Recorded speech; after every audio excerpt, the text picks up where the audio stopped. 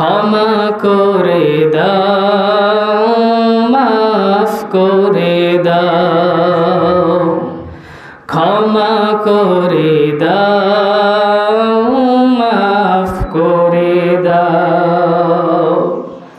যতদিন জীবন বিনা বাঁচিবে, সুপথে চালাও, মাফ করে দাও। আল্লাহ, ওগো আল্লাহ,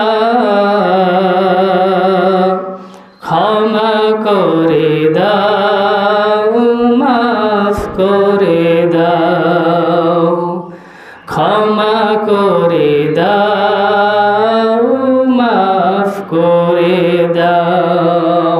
আলহামদুলিল্লাহি রাব্বিল মাশরিকাইন ওয়া রাব্বিল মাগরিবাইন الذي خلق كل شيء زوجين وأوجب علينا للإحسان اليقين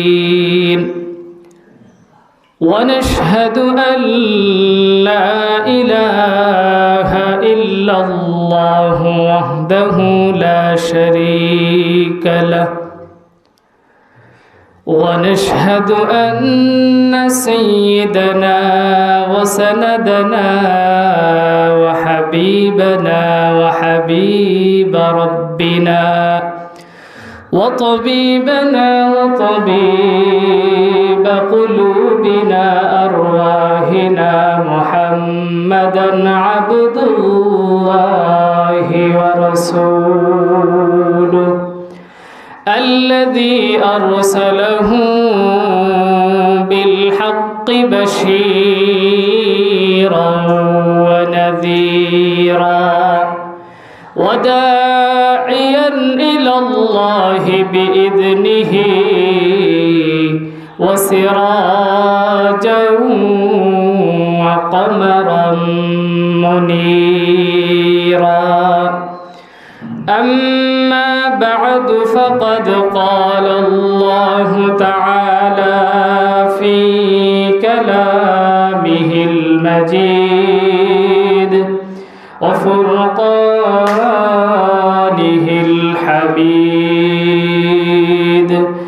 أعوذ بالله من الشيطان الرجيم. بسم الله الرحمن الرحيم. يا أيها الذين آمنوا توبوا إلى الله توبة نصوحا عسى ربكم أن يكفر عنكم سيئاتكم ويدخلكم جنات تجري من تحتها الأنهار. وقال تعالى في كلامه المجيد: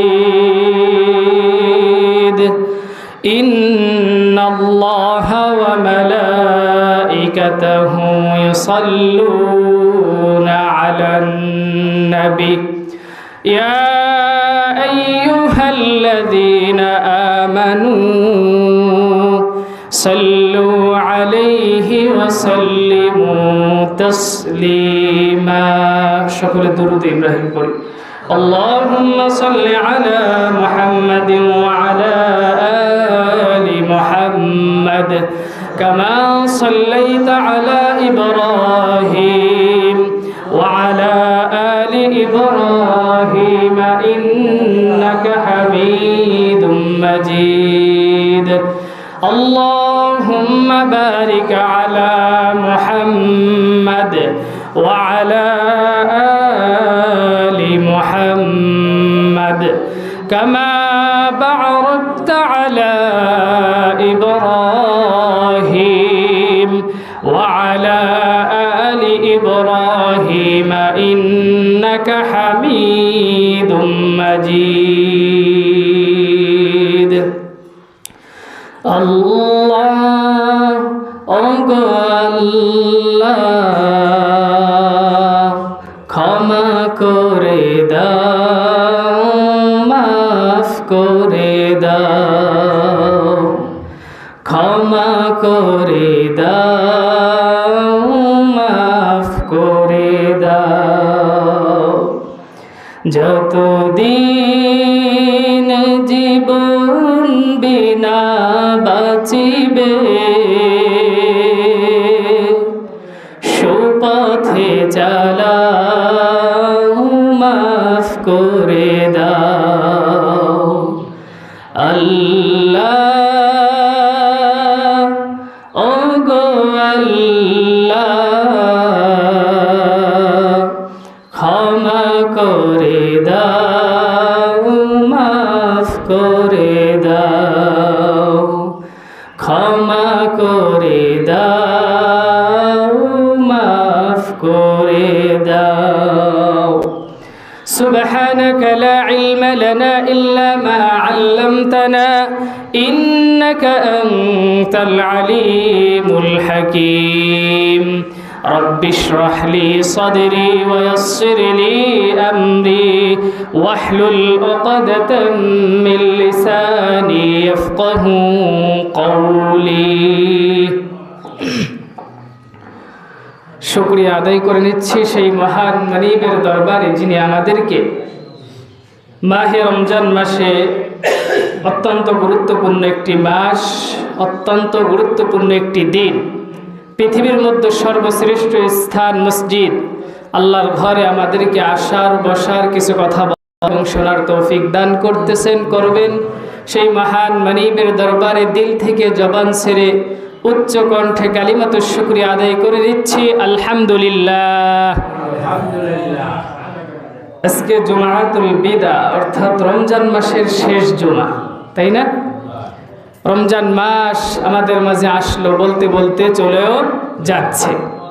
এই মাহে রমজান আমাদের কাছে যেই কারণে এসেছে, এই মাহে রমজান আল্লাহ রাব্বুল আলামিন কেন দিয়েছেন আমাদেরকে, এটা আমাদেরকে অবশ্যই খেয়াল রাখতে হবে। আমাদের জীবনে গুনাহ নাই এরকম কি কোনো মানুষ পাওয়া যায়? এরকম কেউ বলতে পারবে না হাত জাগিয়ে যে আমার জীবনে একটা গুনাহ নাই, আমি একদম নিষ্পাপ? এরকম কেউ নাই। শুধু নবীরাই নিষ্পাপ ছিল, আর সবাই টুকটাক গুনার মধ্যে লিপিবদ্ধ থেকে যায়। এজন্য এই মাহে রমজান আমাদের কাছে এসেছে আমাদের জীবনের গুনাহগুলো মুছে দিয়ে আমাদেরকে একদম পরিত্রাণ করে সুন্দর পবিত্র বানানোর জন্য এই মাহে রমজান আমাদের মাঝে উপস্থিত হয়েছিল। আমরা কি জানি যে আমরা আমাদের জীবনের গুনাহগুলো কি মাফ করিয়ে রাখতে পারলাম কি পারলাম না? আমরা কিন্তু জানি না। অথবা কিভাবে আমাদের গুনাহ মাফ করাতে হবে এটাও আমরা অনেকে জানি না, অনেকে চেষ্টাও করি না। মাহে রমজান চলে যাচ্ছে, ঠিকই আমাদের সময়ও আমরা কাটিয়ে দিচ্ছি, কিন্তু গুনাহ যে আমাদের মাফ হচ্ছে কিনা এদিকে আমাদের খেয়াল খুবই কম। কিন্তু আল্লাহর রাসূল বলেছেন হাদিসের মধ্যে যে মাহে রমজান কোন মুসলমান কাছে পাইল আর তার জীবনের গুনাহ মাফ করিয়ে রাখতে পারল না, ওই ব্যক্তির নাক ধুলার মধ্যে মলিন হোক, অর্থাৎ ওই ব্যক্তি ধ্বংসের দিকে চলে যাক। কে বলেছেন?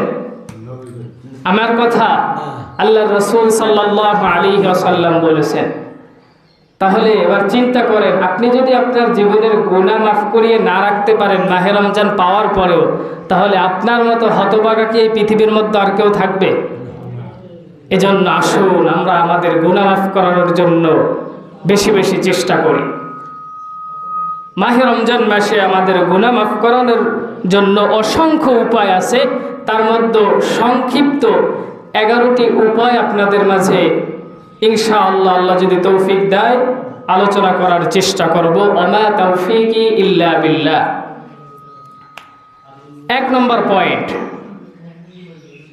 আল্লাহ রাব্বুল আলামিনের কাছে বান্দা খাঁটি তওবা করবে। কি করবে? খাঁটি তওবা। এই একটা কথার মধ্যে যে কত কিছু লুকিয়ে আছে আপনি যদি একটু গভীরভাবে চিন্তা করেন তাহলে বুঝতে পারবেন। খাঁটি তওবা মানে কি? মানে আমি যেই গুনাহটা করতেছি এখান থেকে উঠে আসলাম, আর জিন্দেগিতে এই গুনার দিকে আমি অগ্রসর হব না। পৃথিবীর সব মানুষ এই গুনার দিকে আছে, এর মধ্যেই সব মজা। এটা থেকে যদি আমি বেরিয়ে আসি তাহলে আমার পৃথিবীর মধ্যে চলতে কষ্ট হয়ে যাবে, এমন একটি গুনাহ। কিন্তু তারপরে ওখান থেকে আল্লাহর ভয়ে একনিষ্ঠভাবে ফিরে আসার নামই খাঁটি তওবা। এটা শুধু আমার কথা নয়, স্বয়ং আল্লাহ রাব্বুল আলামিন বলে দিয়েছেন।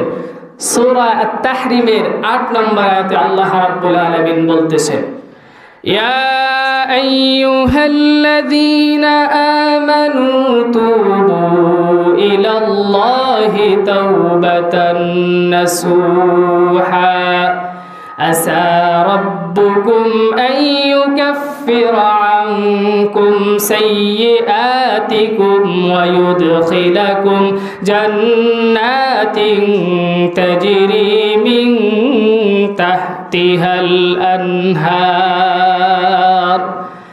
আল্লাহ রাব্বুল আলামিন বলতেছেন, হে মুমিনগণ, তোমরা আল্লাহর নিকট তওবা করো, বিশুদ্ধ রূপে তওবা করো, এমন ভাবে তওবা করো তোমাদের যে মন্দ কাজ তোমাদের মধ্যে আছে এগুলো থেকে তোমরা একেবারেই ফিরে আসো।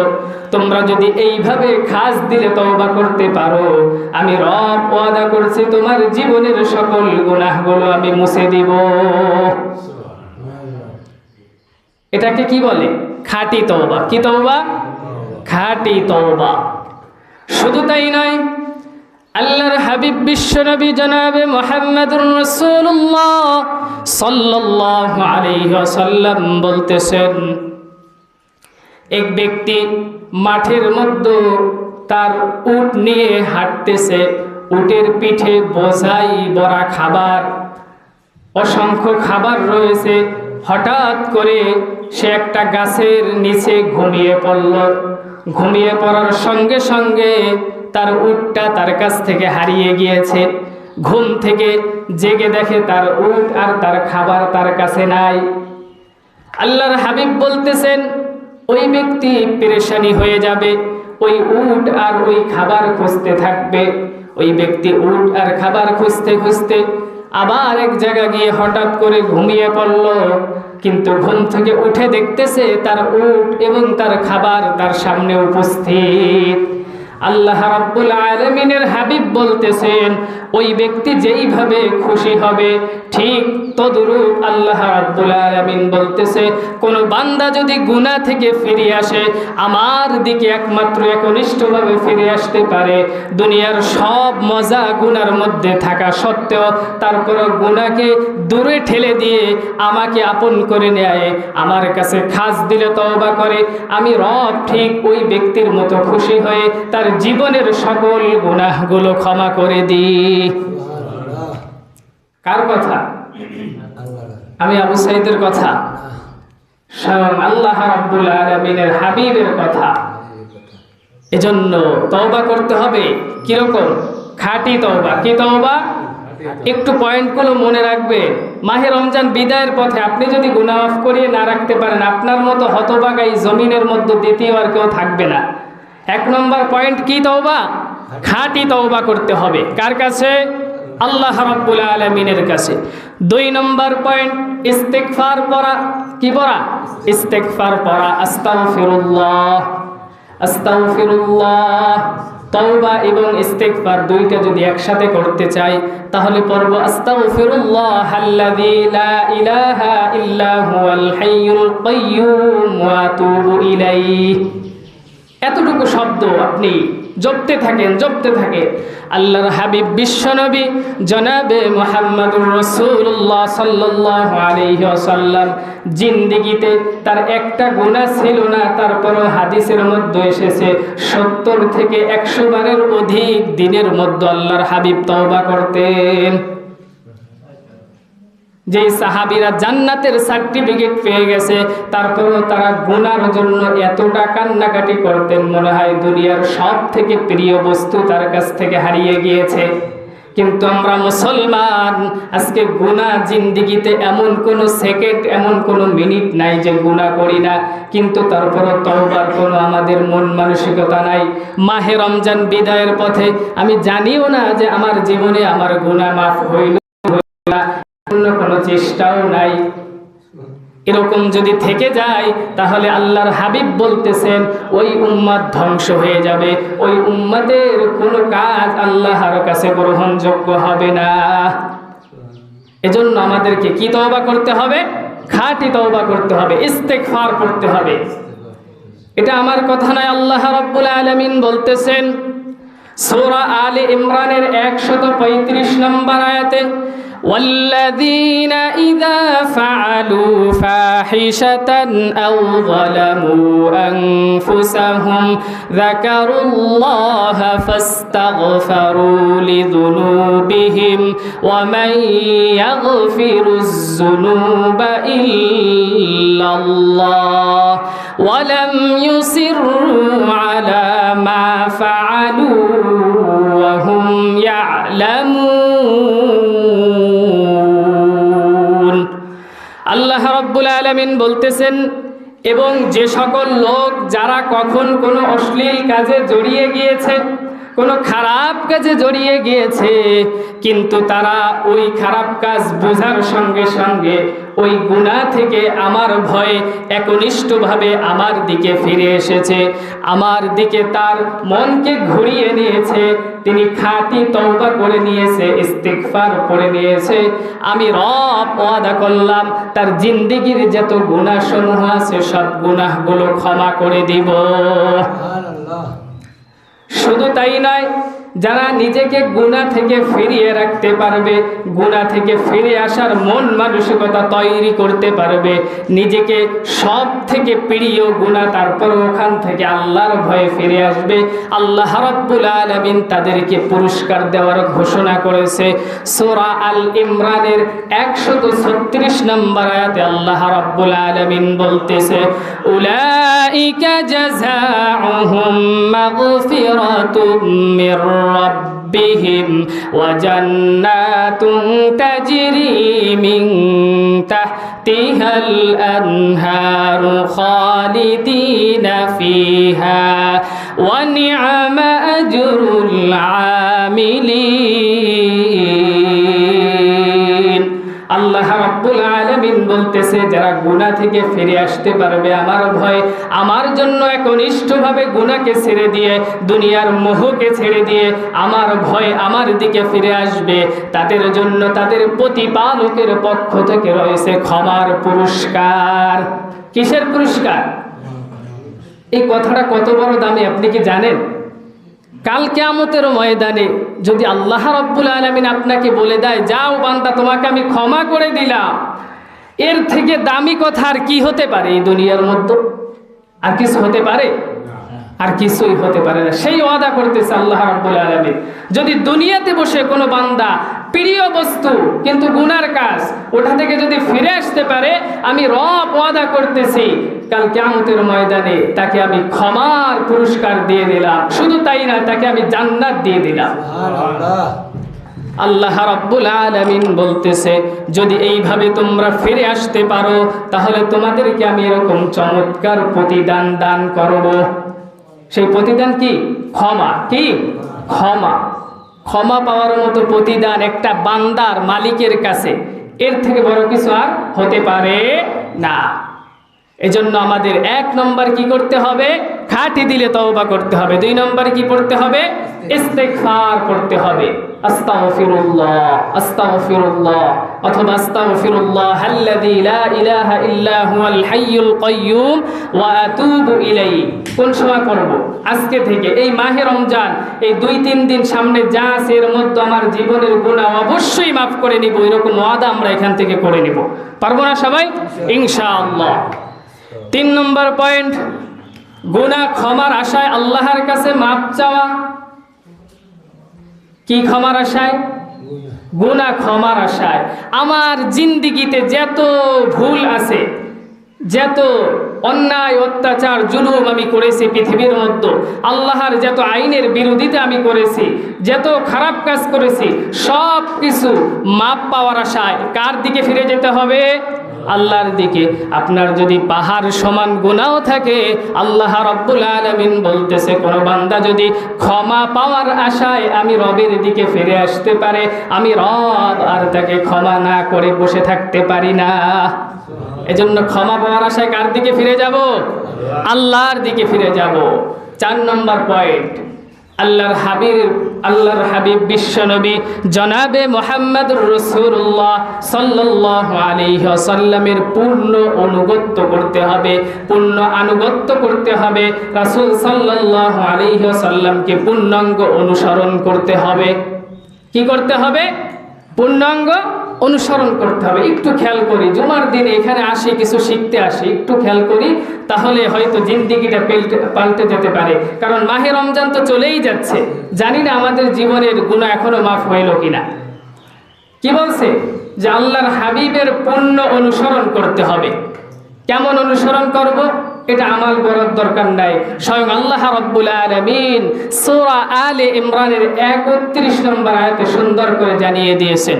আল্লাহ রাব্বুল আলামিন বলতেছেন, কুল ইন কুনতুম তুহিব্বুনাল্লাহ ফাত্তাবিউনি ইউহিব্বুকুমুল্লাহ ويغفر لكم ذنوبكم والله غفور رحيم। আল্লাহ রাব্বুল আলামিন বলতেছেন, কুল বলুন হে নবী, ইন কুনতুম তুহিব্বুনাল্লাহ, তোমরা যদি আল্লাহ রাব্বুল আলামিনের ভালোবাসা পেতে চাও, আল্লাহ রাব্বুল আলামিনের ভালোবাসা অর্জন করতে চাও, তাহলে আমি নবীকে পূর্ণাঙ্গ অনুসরণ করো। যদি আমি নবীকে পূর্ণাঙ্গ অনুসরণ করতে পারো, ফাত্তাবিউনি ইউহিব্বুকুমুল্লাহ, আল্লাহ রাব্বুল আলামিন ওই সময় থেকে তোমাদেরকে ভালোবাসবেন। কোন সময় থেকে? যখন থেকে আমি পূর্ণ অনুসরণ নবীকে করা শুরু করব, ওই সময় থেকে আল্লাহ রাব্বুল আলামিন আমাকে ভালোবাসবে, নাচাত আমাকে কিন্তু ভালোবাসবে না যদি অনুসরণ করতে না পারি। ফাত্তাবিউনি প্রেজেন্ট ফিউচার, এটা মুজারের সিগা, বর্তমান ভবিষ্যৎ। আল্লাহ রাব্বুল আলামিন অতীত বলে নাই, অতীত থেকে ভালোবাসবে না, বর্তমান এবং ভবিষ্যৎ। আপনি এখন ভালোবাসা শুরু করেছেন, নবীকে এখন অনুসরণ করা শুরু করেছেন, আল্লাহ রাব্বুল আলামিনও এই মুহূর্তে থেকে আপনাকে ভালোবাসা শুরু করে দিবে। আর আল্লাহ যদি কাউকে ভালোবাসে, তাহলে তার কি আর কোনো ভয় আছে? শুধু তাই নয়, আল্লাহ রাব্বুল আলামিন বলতেছে, ওয়ায়াগফির লাকুম যুনুবাকুম ওয়াল্লাহু গফুরুর রহিম, আমি রব বান্দার জীবনের সকল গুনাহ সমূহ ক্ষমা করে দিব। এটা কি আমার কথা? যদি নবীকে অনুসরণ করতে পারি, ক্ষমা করবে, ভালোবাসবেন কে? পৃথিবীর কোনো মানুষ আমাকে ভালোবাসে না, পৃথিবীর কোনো মানুষ আমার পক্ষে নাই, পৃথিবীর কোনো মানুষ সাহায্য করবে না, আমি আমার একনিষ্ঠভাবে আমার রবের দিকে আছি, কোরআনের দিকে আছি, কোরআনকে। তাহলে বলুন তো, আমার জীবনে কি আর কোনো ভয় আছে? যদিও দুনিয়ার কিছু বিশিষ্টতার কারণে, দুনিয়ার কিছু চাপের কারণে শাস্তি ভোগ করি, মারাও যদি যায়, তারপরও আমার সফলতা কোথায়? আল্লাহর কাছে জান্নাত। এজন্য আল্লাহ রাব্বুল আলামিন বলেছে, তোমরা যদি ক্ষমা পেতে চাও, তাহলে পূর্ণাঙ্গ অনুসরণ করো আমার নবীকে। নবীকে অনুসরণ করার সঙ্গে সঙ্গে আমি রব তোমাকে ভালোবাসবো এবং ওয়াগফির লাকুম যুনুবাকুম আল্লাহু গফুরুর রহিম, পরিপূর্ণভাবে তোমার জিন্দেগীর গুনাহগুলো মুছে দিব। এজন্য গুনাহ মাফ করাতে হবে না? 5 নম্বর পয়েন্ট হলো নবীকে পূর্ণাঙ্গ কি করতে হবে? অনুসরণ করতে হবে। 4 নম্বর পয়েন্ট। 5 নম্বর পয়েন্ট যেটা, সেটা হলো আজান দেওয়া। কি দেওয়া? আজান দেওয়া।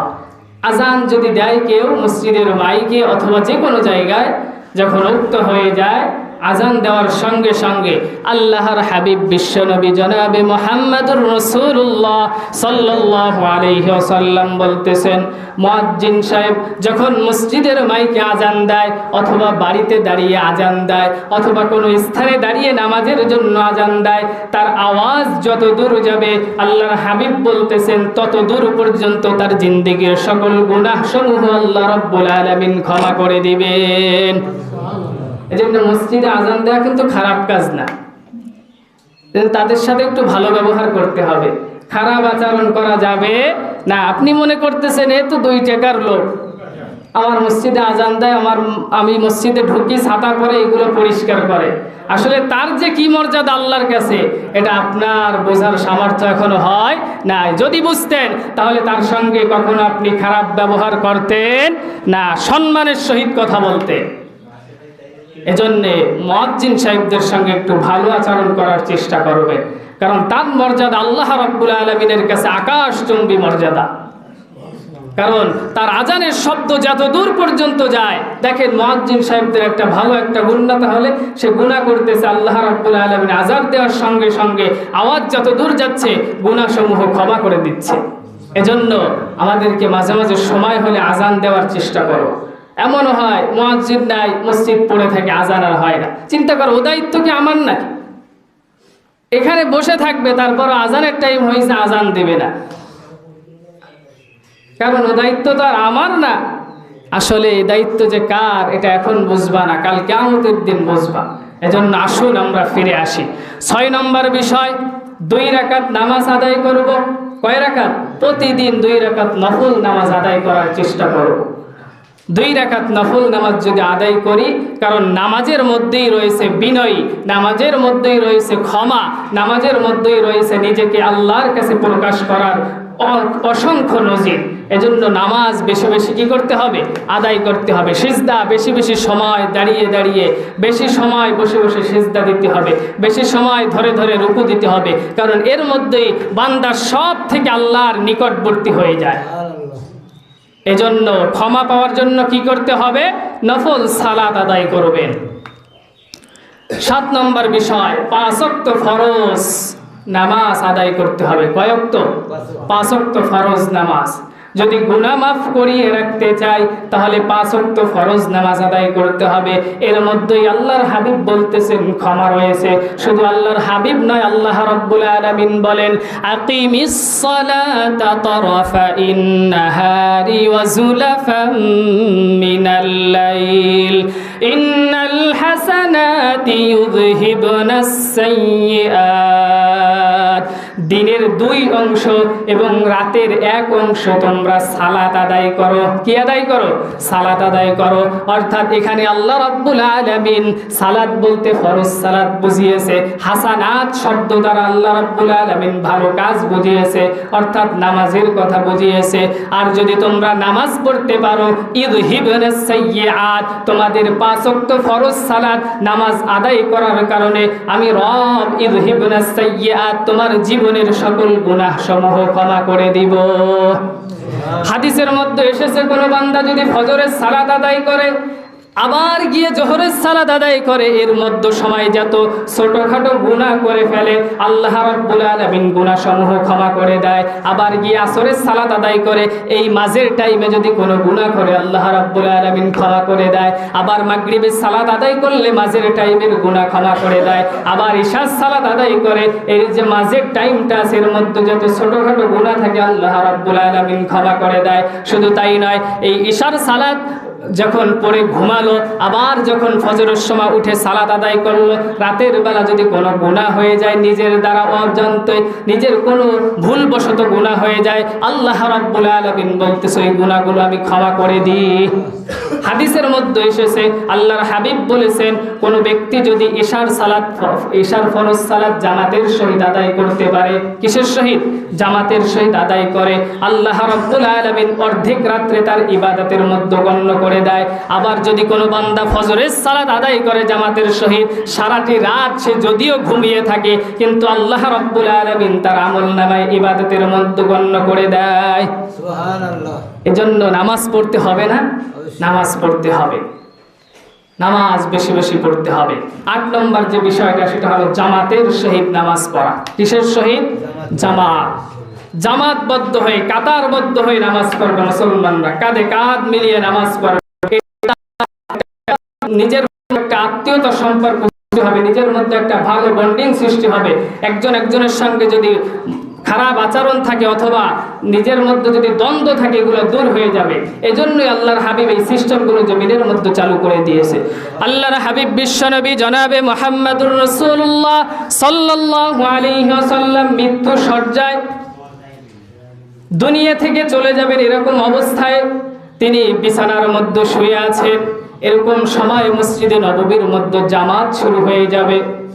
আল্লাহর হাবিব বলতেছেন, আমাকে একটু মাথাটা জাগিয়ে দাও, আমি একটু মসজিদে নববীর জামাতের দৃশ্যটা দেখি। কারণ এই যে জামাতের দৃশ্য আমি তৈরি করে গিয়েছি, আমার উম্মতরা কিয়ামত পর্যন্ত এই দৃশ্য অটমান রাখবে। সুন্দরভাবে তারা এইভাবে এক একজন মুসলমান মিলে মিলে কাঁধে কাঁধ মিলিয়ে জামাত আদায় করবে। আর আল্লাহ রাব্বুল আলামিন এর মধ্যেই মুসলমানদেরকে বারাকা দান করে দিবে। হিংসা থাকলে এগুলো দূর হয়ে যায়। কারণ আপনি দেখেন মসজিদের মধ্যে যখন দাঁড়ানো হয়, যদি মুসি আসে আর প্রেসিডেন্ট আসে, এর মধ্যে কি কোনো পার্থক্য করা হয়? পার্থক্য করা হয়? সবাই এক জায়গায় দাঁড়াতে হবে। অনেক সময় আছে যে মুসির সামনে দাঁড়িয়েছে, এমপি সাহেব পিছনে দাঁড়িয়েছে, এমপি সাহেব মুসির পায়ের কাছে গিয়ে সেজদা দিতে হয় না? সে কি চিন্তা করে, না আমি এ জায়গায় সেজদা দিব কেন? কারণ ও তো আমার থেকে অনেক নিচে, অনেক নিচে, আমি তো অনেক উপরে। এটা চিন্তা ভাবনা করা সম্ভব হয় মসজিদে এসে? সম্ভব হয় না। সবাই এক হয়ে যায়, ভেদাভেদ সব ভুলে যায়। এজন্যই আল্লাহ রাব্বুল আলামিন বলেছে এর মধ্যেই বারাকা রয়েছে, তোমরা জামাতের সহিত নামাজ আদায় করো। এজন্য আমরা পারবো তো 5 ওয়াক্ত সালাত জামাতের সহিত পড়া? ইনশাআল্লাহ। গাজীর ঘাটের মসজিদগুলো যেন ফাঁকা না থাকে, আমরা এজন্য বেশি বেশি জামাতের সহিত নামাজ পড়ার চেষ্টা করব। 8 নম্বর বিষয়টা, গুনাহ হয়ে গেলে সঙ্গে সঙ্গে একটা ভালো কাজ করে নিতে হবে। কি কাজ করে নিতে হবে? ভালো কাজ করে নিতে হবে। কিসের জন্য? ক্ষমা পাওয়ার আশায়। কিসের আশায়? ক্ষমা পাওয়ার আশায়। কার কাছে? আল্লাহর কাছে। আপনি একটি গুনাহ করে ফেলেছেন, আপনি মনে করছেন যে এটা আমার দ্বারা গুনাহ হয়ে গেছে, সঙ্গে সঙ্গে আপনি পড়েন আস্তাগফিরুল্লাহ, আস্তাগফিরুল্লাহ, সুবহানাল্লাহ, আলহামদুলিল্লাহ, লা ইলাহা ইল্লাল্লাহ। যে কোনো একটা ভালো কাজ করে নেন সঙ্গে সঙ্গে। আল্লাহ রাব্বুল আলামিন বলেছে আমি সঙ্গে সঙ্গে তার ওই গুনাহটা মুছে দিয়ে ওই আমলটা কবুল করে নিই। এজন্য মুসলমানদের আমলের অনেকটা সহজ, কিন্তু যদি করতে পারি, কিন্তু যদি করতে না পারি তাহলে এই জিন্দেগি শুধু দুনিয়ায় খাওয়াই হবে আর ঘোরাই হবে, কিন্তু কোনো লাভবান হতে পারবো না। 10 নম্বর বিষয়, জিকিরের মজলিসে বসা। কিসের মজলিসে বসা? জিকির। জিকির মানে কি শুধু সুবহানাল্লাহ আলহামদুলিল্লাহ এরকম মজলিসে বসা না। এই যে আপনারা বসে বসে কথা শুনতেছেন না, এটা কিসের মজলিস? কোরআনের মজলিস। আর কোরআনটা কি? সবথেকে উত্তম জিকির। নফল ইবাদতের মধ্যে আল্লাহর হাবিব বলেছেন উত্তম ইবাদত হলো কোরআন তেলাওয়াত করা। এটা একটা জিকির। আপনি একটা স্থানে দাঁড়িয়ে দাঁড়িয়ে মানুষকে ইসলামের দাওয়াত দিচ্ছেন, এটাও একটা জিকির। ভালো কাজ যেখানেই হয়, মাহফিল হয় না আমাদের সমাজে, ওই জায়গায় যেয়ে কিছু সময় বসে কথা শুনলেন, এটাও একটা জিকির। এই ভালো কাজগুলো করার চেষ্টা করবেন, জিকিরের মজলিসে বসার চেষ্টা করবেন। যদি বসেন, আল্লাহর হাবিব বলেছেন আল্লাহ রাব্বুল আলামিন তার জীবনের গুনাহসমূহ ক্ষমা করে দেয়। কি করে দেয়? ক্ষমা করে দেয়। 11 নম্বর বিষয়, জিকির করা বেশি বেশি। কি করা? জিকির করা। আল্লাহর হাবিব বলতেছেন পাহাড় সমান গুনাহ যদি থাকে, কোন বান্দা যদি আল্লাহ রাব্বুল আলামিনের কাছে, বুখারী শরীফের হাদিস, একবার সুবহানাল্লাহি ওয়া বিহামদিহি এই শব্দটা পাঠ করতে পারে। কি শব্দ? সুবহানাল্লাহি ওয়া বিহামদিহি। 100 বার কোন বান্দা যদি দিনের মধ্যে পাঠ করতে পারে, কতবার? 100 বার সুবহানাল্লাহি ওয়া বিহামদিহি এই শব্দটা দিনের মধ্যে যদি 100 বার পাঠ করতে পারে, আল্লাহ রাব্বুল আলামিনের হাবিব বলতেছেন পাহাড় সমান গুনাহ থাকলে আল্লাহ রাব্বুল আলামিন সঙ্গে সঙ্গে তার গুনাহসমূহ ক্ষমা করে দেয়। জিকির করতে কি কষ্ট হবে? সুবহানাল্লাহি ওয়া বিহামদিহি এইটুকু কথা বলতে কি কষ্ট হবে আমাদেরকে? এজন্য আমরা কি করব? জিকির করব। কি জিকির? সুবহানাল্লাহি ওয়া বিহামদিহি। আমাদের প্রত্যেকটা কাজ হবে কার শিখানো মতে? আল্লাহর হাবিবের শিখানো মতে। কারণ আমরা শুনেছি যে আল্লাহর হাবিবের অনুসরণ যদি করতে পারি, আমাদেরকে ভালোবাসবে কে? আল্লাহ রাব্বুল আলামিন। ক্ষমা করবে কে? আল্লাহ রাব্বুল আলামিন। এজন্য জিকির করব কার জন্য? আল্লাহ রাব্বুল আলামিনের জন্য। শিখানো কার মতে? আল্লাহর হাবিবের মতে। কি জিকির শিখিয়েছেন? সুবহানাল্লাহি ওয়া বিহামদিহি। শুধু তাই নয়, আল্লাহর হাবিব বলতেছেন, বিশ্বনবী জনাবে মুহাম্মদুর রাসূলুল্লাহ সাল্লাল্লাহু আলাইহি ওয়াসাল্লাম বলতেছেন, আল্লাহর কাছে দুইটি কালিমা অধিকতম প্রিয়। কয়টি কালিমা? দুইটি কালিমা অধিকতম প্রিয়। কালিমাতানি হাবিবাতানি ইলার রহমান। দুইটি কালিমা আল্লাহ রাব্বুল আলামিনের কাছে অধিকতম প্রিয়। কয়টি কালিমা? দুইটি কালিমা। সাকিলাতানি ফিল মিজান খফিফাতানি আলান নিসান আলাল ইনসান। আল্লাহর হাবিব বলতেছেন, কোন ব্যক্তি যদি দুইটি কালিমা পাঠ করতে পারে, এটা হয়তো আল্লাহ রাব্বুল আলামিনের কাছে অধিক প্রিয়। শুধু তাই নয়, এটা মিজানেও অধিকতম ভারী।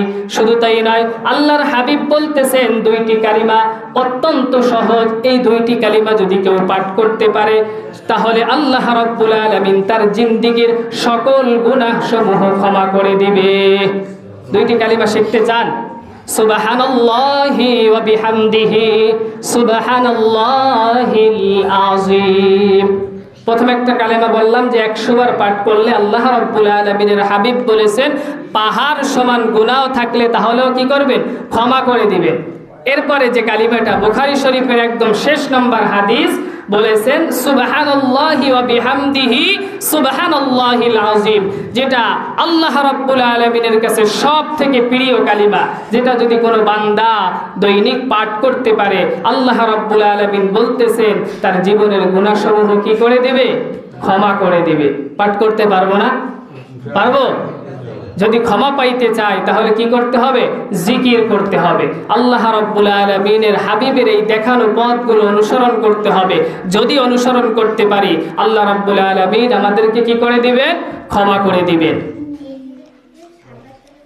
এই যে সামনে আমাদের ঈদ আসতেছে না? রমজান মাস তো প্রায় শেষের পথে। আমরা ঈদের আনন্দে সবাই আনন্দিত, সবাই মোটামুটি চেষ্টা করতেছি ঈদের জন্য টুকটাক শপিং করার, মোটামুটি জামা কাপড় কেনার চেষ্টা করতেছি, নিজেদেরকে সাজানোর জন্য আমরা সবাই উতলা হয়ে আছি না?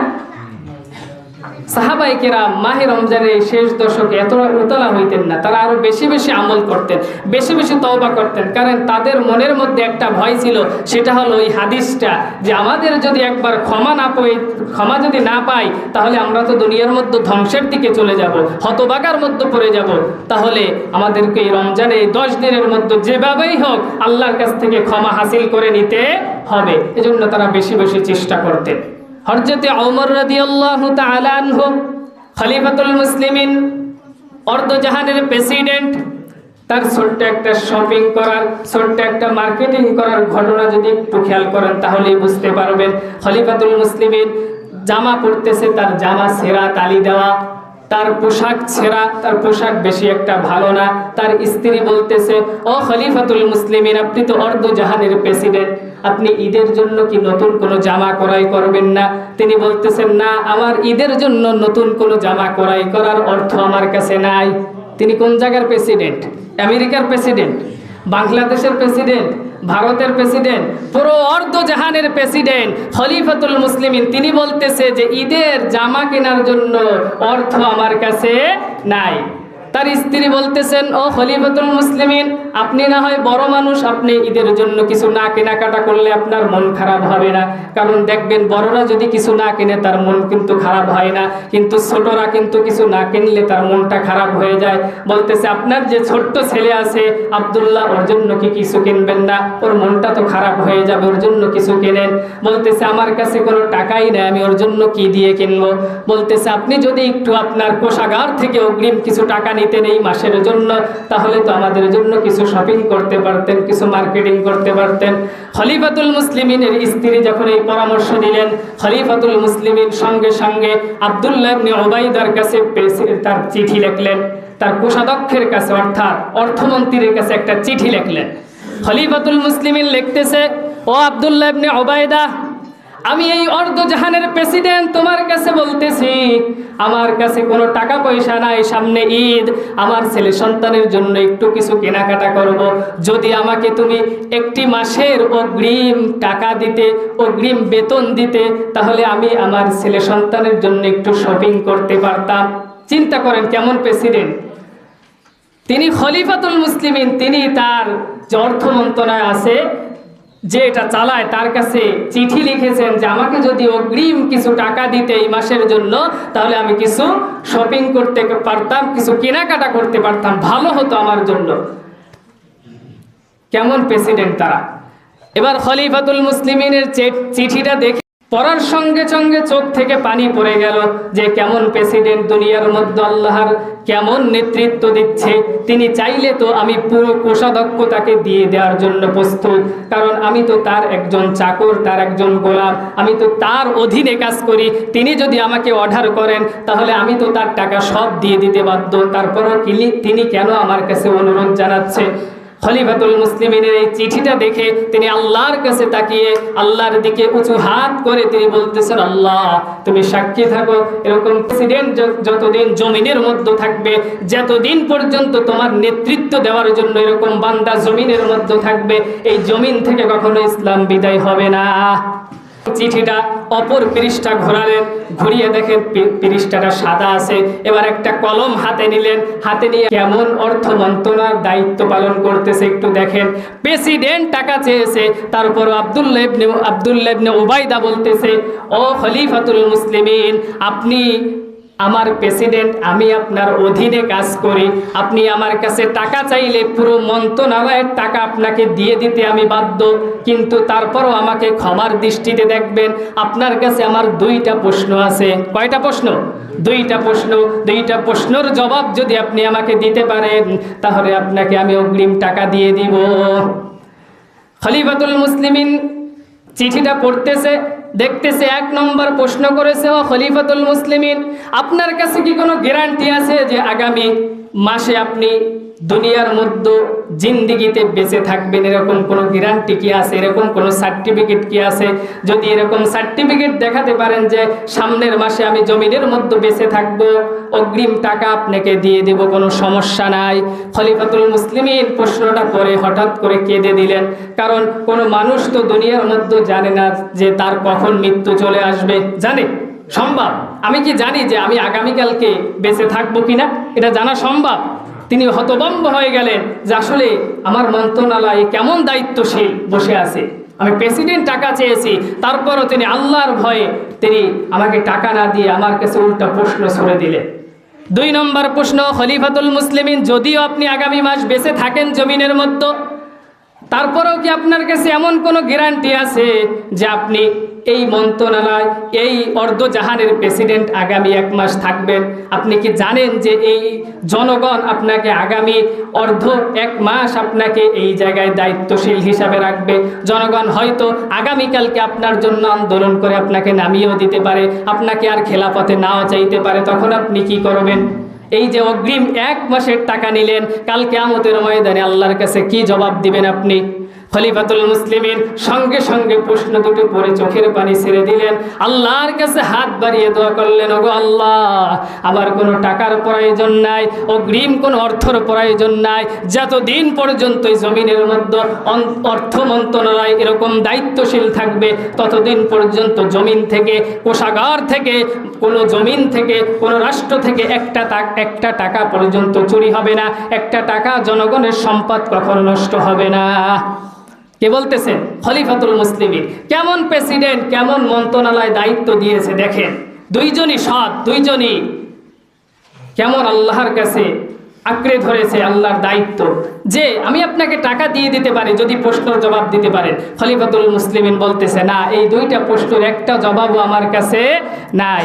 অর্থাৎ এবার মন্ত্রণালয় দায়িত্ব যে আছে আব্দুল্লাহ বলতেছে যে আপনার কাছে যেহেতু কোনো প্রশ্নের জবাব নাই, আমার কাছে কোনো টাকাও নাই, যখন আপনার মাস শেষ হবে, দায়িত্ব শেষ হবে, সেই সময় আপনি টাকা পাবেন, এর আগে আপনি অগ্রিম একটা টাকাও আমার কাছ থেকে পাবেন না।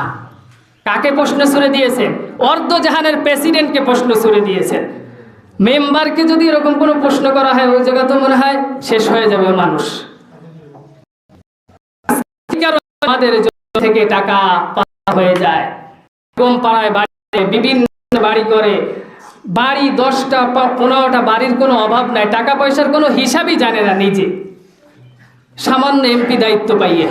আর আজকে তারা প্রেসিডেন্ট, শুধু আমেরিকার প্রেসিডেন্ট নয়, বাংলাদেশের প্রেসিডেন্ট নয়, সামান্য সামান্য জায়গায় অর্ধজাহানের প্রেসিডেন্ট। তারপরে ঈদে তার সন্তানকে একটা জামা কিনে দেবে, এতটুকু টাকা তার কাছে নাই। এজন্য তারা কেমনভাবে আল্লাহর দিকে ফিরে গিয়েছে, আল্লাহকে আঁকড়ে ধরেছে, আল্লাহর রাজ্যকে তারা ধরে নিয়েছে।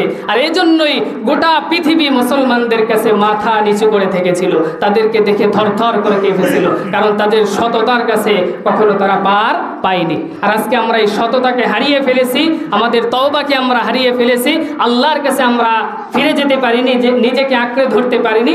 এই কারণে আল্লাহ রাব্বুল আলামিন আমাদেরকে আজকে জমিনের মধ্যে দেখবেন তাম বিশ্বে মুসলমানরা আজকে লাঞ্ছিত বঞ্চিত হচ্ছে না। এজন্য আমাদেরকে ফিরে আসতে হবে এই মাহে রমজান। আর হয়তো আজকে 28 জানা, 28 না 27, 28, 29, হয়তো 30টা হইলে 3 দিন, আর যদি 30টা না হয় 2 দিন। এই 2 দিনের মধ্যে আমরা নিয়ত করে নিই যে আমরা অবশ্যই অবশ্যই আল্লাহ রাব্বুল আলামিনের কাছ থেকে আমার জিন্দিগির সারা বছরের সারা জিন্দিগি একদম শুরু থেকে শেষ পর্যন্ত বুঝবান হওয়া থেকে এই পর্যন্ত যত গুনাহ করেছি সব গুনার জন্য ক্ষমা আমি আল্লাহর কাছ থেকে নিয়েই ছাড়বো। পারবো না সবাই? ইনশাআল্লাহ। যদি আপনি শক্তভাবে আল্লাহর কাছে সুন্দরভাবে বলতে পারেন, আল্লাহ রাব্বুল আলামিন ক্ষমা করবে না, এরকম কোনো বিষয় না। আল্লাহ রাব্বুল আলামিন সব সময় প্রস্তুত আপনাকে ক্ষমা করার জন্য।